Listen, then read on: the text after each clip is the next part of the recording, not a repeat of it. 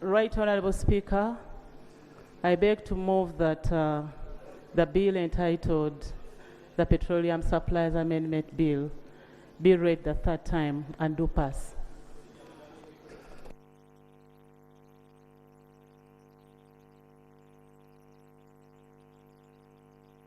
Honourable members, I put a question that the Petroleum Supply Amendment Bill 2023 be read the third time and do pass. Those in favour say on the contrary, nay. The ayes have it. A bill for an act titled the Petroleum Supply Amendment Act 2023. The bill is passed and title settled. There's controversy swirling over the passing of the Petroleum Supply Amendment Bill 2023 early this week. During plenary, a lawmaker contested the validity of the majority report from the Environment and Natural Resources Committee. During debate, Yusuf Mutembuli, Bunyole East MP, raised a procedural objection before the Speaker, Anita Omong, claiming that some lawmakers who signed the report were not present during the committee proceedings. I have had the benefit of reading the decision of Zake against Attorney General as far as issues of attendance, signing of the reports are concerned. One, the courts guided that before you sign on the report, you must have attended the proceedings. Now, right Honourable Speaker, can we find out, because we don't want these mistakes to be made, can we find out how many members attended and at the same time appended their signatures?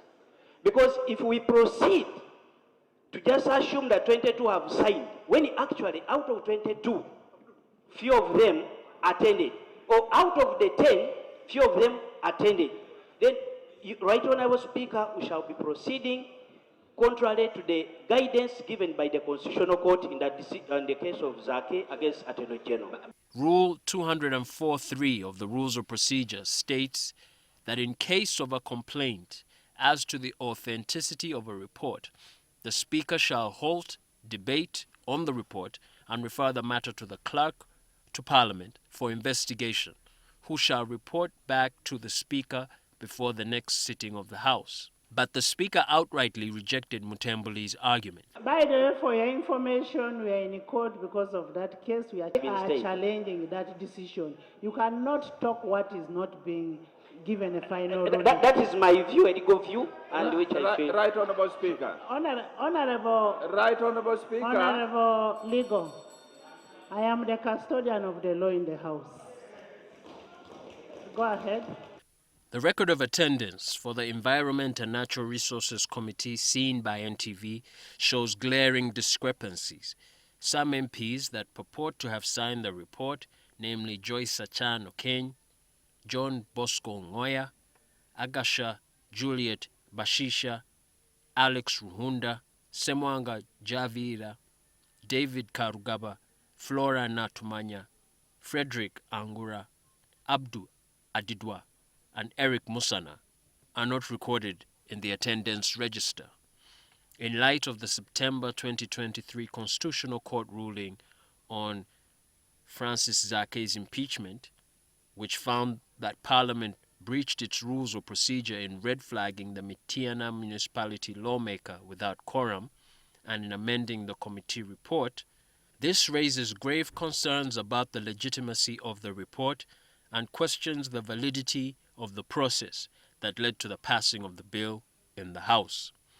If assented to by the President, the bill will grant a monopoly to the Uganda National Oil Company, UNOC, or such other person nominated by the Minister with the approval of Cabinet to import all petroleum products, namely super petrol, diesel, jet A1, and dual-purpose kerosene, destined for the Ugandan market. However, because UNOC lacks the financial resources to purchase petroleum products directly from international refineries, it has signed a 5-year deal to buy fuel from Vitol Bahrain, a subsidiary of Vitol Group. Vitol is one of the largest oil traders internationally and is headquartered in Rotterdam, Netherlands.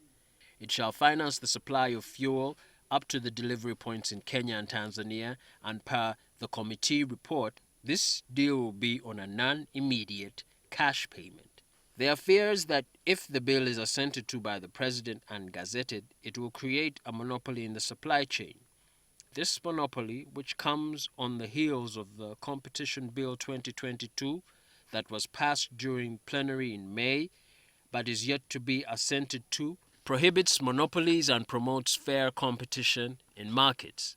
Further, per the minority report, the bill violates the COMESA Competition Regulations 2004, which promote and encourage competition by preventing restrictive business practices and other restrictions that deter the efficient operations of markets, thereby enhancing the welfare of consumers in the common market.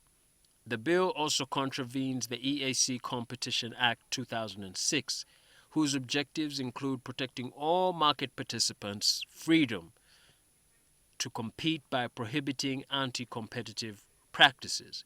It is this context that informed an ongoing court application in the Kenyan High Court seeking an order against the Energy and Petroleum Regulatory Authority, issuing a petroleum importation license to UNOC, pending the hearing and determination of the court petition.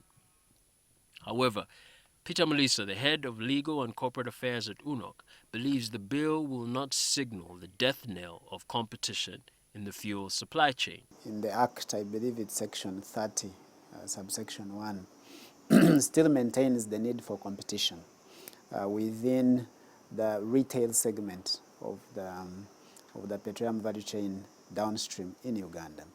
So at the retail level, in storage, in logistics, there will still be competition. Fuel imports are a drain on Uganda's already strained foreign reserves, with the central bank's data revealing that Uganda imported $1.6 billion, or 6 trillion shillings, worth of petroleum products in 2022, or 12.5% of the national budget. By enacting the law, the government hopes to elude 3 layers of middlemen in the highly intricate supply chain between the overseas oil refineries and the Ugandan oil marketing companies. According to the committee report, the first layer of middlemen are companies including Aramco, ADNOC, and ENOC, which trade directly with overseas oil refineries. They sell to the second layer of companies, such as Oryx Kenya, Gulf, and Galana. These subsequently trade with the third layer of companies, such as Total, Vivo, which is a joint venture between Shell and Vitol, Stabex, Rubis, City Oil, and Haas. Each layer of suppliers charges a profit margin that pushes up the fuel pump price. In the new arrangement established by the bill, Vitol will trade directly with the refineries and supply UNOC, that will in turn supply the Ugandan oil marketing companies. But there are fears that this will create 2 layers of middlemen, Vitol and commission agents who are eager to feather their own nests. Per the committee report, a typical oil refinery requires a standby letter of credit or bank guarantee issued by one of the top 50 banks in the world to supply. In Uganda's case, the current import demand of approximately 2.5 billion litres means the country would require a bank guarantee of at least $1.5 billion, or 5.64 trillion shillings. This appears a Herculean task given the country's current financial strain. No, I mean, UNOC is a young entity. We are 6 years old, or 7 at most. And so it's genuine for people to have concerns as to whether we have capacity to import the product, first financial, and then technical. But what we've excelled at as a company and what we set out to do from the time we were created is to partner strategically. It's one of our key objectives. So what we do is we work with entities that have done certain things before and quickly learn from them. Mulisa is quick to reassure that there will be no disruption in the fuel supply chain. And once it becomes law, we'll basically UNOC will start importing petroleum products for the whole country.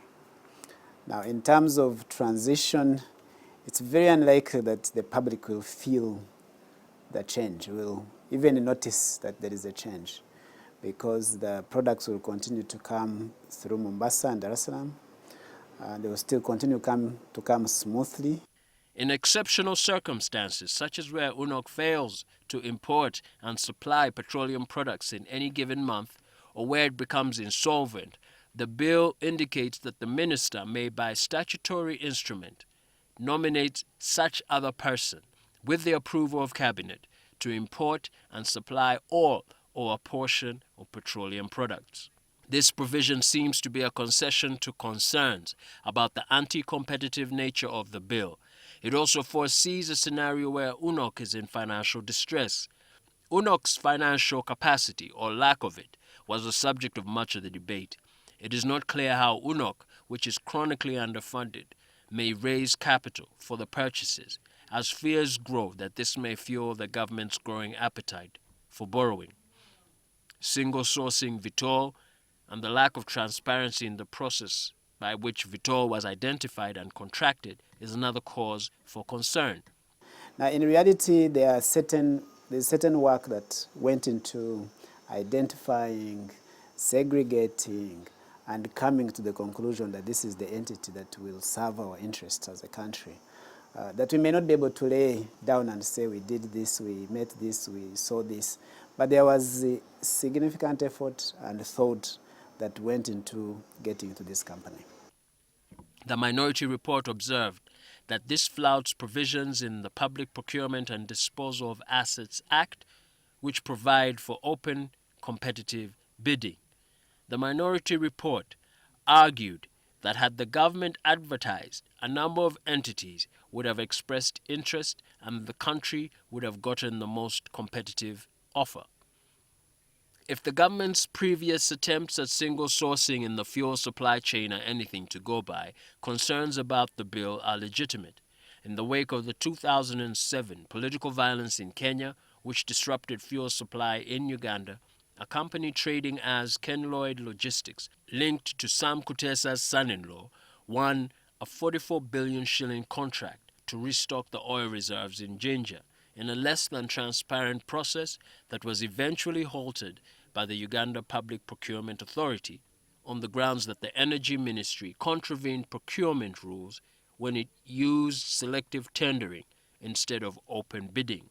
Further unease about the deal is informed by the reputation of Vitol Group, to which Vitol Bahrain EC belongs. According to the Exporting Corruption Progress Report 2018, in 2016, the Paris Court of Appeal overturned a lower court decision and found the French company Total and the Swiss-based Dutch company Vitol guilty of corruption of Iraqi foreign public officials in connection with the United Nations Oil for Food program in Iraq. The court fined Total 750,000 euros and Vitol 300,000 euros. The minority report attributed the fluctuating fuel pump prices to the fact that although the Section 26 of the Petroleum Supply Act requires every licensee to maintain minimum working stocks of petroleum products as prescribed by regulations in order to ensure continuity to petroleum supply, these regulations are not in place. Secondly, the absence of bulk and efficient transportation leaves oil marketing companies with only one option of picking products from Kenya by trucks. All fuel in Uganda, all heavy goods, all steel, cement moved by rail and by water. So the Totals, the shell companies which were there by that time, they had what they call cabotage wagons, 20, 30 coming at a go with the railway siding directly. So fuel was coming by the two cheapest means of transport, water and what Senior Captain Mike Mukula is trying to do. That's the cheapest way of bringing fuel here. Further, petrol, diesel, aviation fuel, and kerosene attract an excise duty. For each litre of petrol, there is an excise duty of 1,444 shillings and 1,140 shillings on diesel. Observers believe that addressing these cost drivers will remedy the fluctuating fuel pump prices. Uganda has spurned opportunities in the past to remedy its vulnerability to fuel price shocks. For instance, in 2011, Uganda terminated the Tam Oil pipeline project that was meant to deliver oil from Eldoret to Kampala. There are also fears that the Port Bell jetty in Luzira could turn into a white elephant. The jetty was designed to provide a solution to the problem of bulk transportation of petrochemicals from Kisumu on Lake Victoria, rather than from Mombasa and Eldoret by road, which is costly.